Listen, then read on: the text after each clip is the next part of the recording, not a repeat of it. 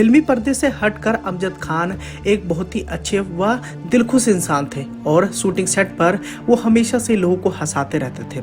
अमजद खान की अगर बात करें तो आज भले ही हमारे बीच में नहीं है, लेकिन इनके दिए गए यादगार पल अभी भी तरोताजा है। अमजद खान के अगर नाम का जिक्र होता है तो सबसे पहले उनके किया हुआ किरदार गब्बर याद आ जाता है। गब्बर में उन्होंने जिस हिसाब से अपना दमखम दिखाया था, उस किरदार की आज भी चर्चाएं की जाती हैं। लेकिन दोस्तों, क्या आप जानते हैं कि एक ऐसा भी समय आया जब खूंखार डकैत का किरदार निभाने वाले गब्बर उर्फ अमजद खान के साथ ही धोखा हो गया था।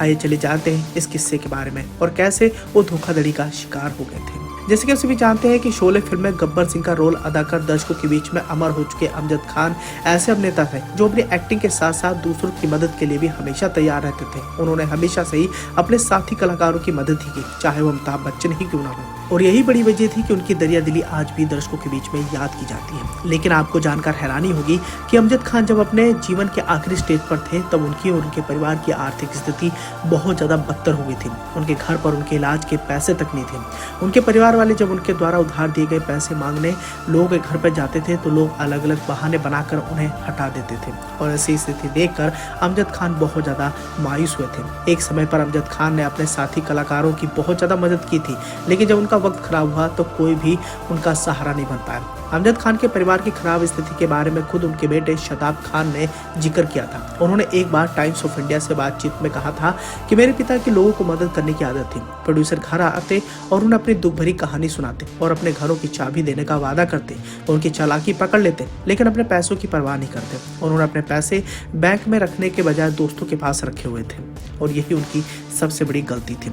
शदाब खान के अनुसार आगे वो बताते हैं कि उनके पिता के निधन से पहले तकरीबन 1,25,00,000 रुपए प्रोड्यूसर के पास गिरवी रखे थे, लेकिन कोई उनके पूंजी वापस करने नहीं आया। कई लोगों ने उनसे लोन लिया पर कुछ ही लोगों ने पैसे वापस किए। जब हम अपने पैसे उनके घर पर जाते हुए कहते कि हमारे पास पैसे नहीं, जब होंगे तो वापस कर देंगे, लेकिन ऐसा कुछ भी नहीं हुआ।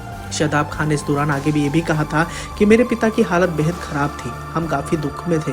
हमारे पास घर का खर्च चलाने और उनके इलाज कराने तक के पैसे हमारे पास नहीं थे। आर्थिक स्थिति इतनी खराब थी कि अपना घर बेचने की कगार पर आ गए थे। जब एक गैंगस्टर को पता चला तो वह परिवार की आर्थिक सहायता के लिए आ गया, लेकिन शदाब की मां ने मेरे पिता के वसूलों की वजह से उसका मदद लेने से साफ तौर पर इनकार कर दिया था। वैसे अमजद खान के करीबियों में से एक अमिताभ बच्चन का भी नाम आता है और इन दोनों की ऑन स्क्रीन जोड़ी सबसे ज्यादा पसंद की गई। कई सारी यादगार फिल्मों में इन दोनों की जोड़ी देखने को मिली, लेकिन दोस्तों कहा जाता है कि जब अमजद खान का बुरा समय आया तो अमिताभ बच्चन ने भी उनसे मुंह मोड़ लिया था। यही बड़ी वजह है कि जिसकी वजह से अमजद खान भी बहुत ज्यादा मायूस हो गए थे।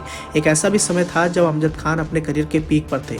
उस दौरान उन्होंने अमिताभ बच्चन की बहुत ज्यादा मदद भी की थी, यहाँ तक कि प्रोड्यूसर से कहलवा कर अमिताभ बच्चन को बड़े से बड़ी फिल्मों में रोल भी दिलवाया था। लेकिन जब अमजद खान का बुरा वक्त आया तो अमिताभ बच्चन ने भी उनका साथ छोड़ दिया था।